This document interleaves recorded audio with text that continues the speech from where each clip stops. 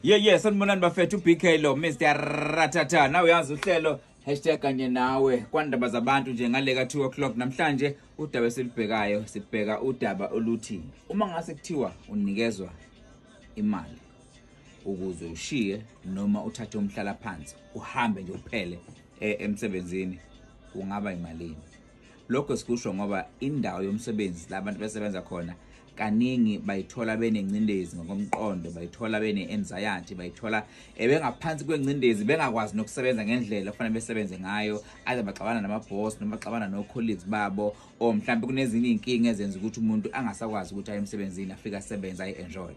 Now unikeza ithuba-ke lokuthi nansi imali ofanele uyithathe ukuze ukwazi ukuthi uhambe uphume uphele emsebenzini. Macanga ngayo imali ngiyazi khona uzothi imillion, khona uzothi 30 million. Ukwena uthini? Awukhulumi nathi la akhosini ya fam Bheka Mchunu.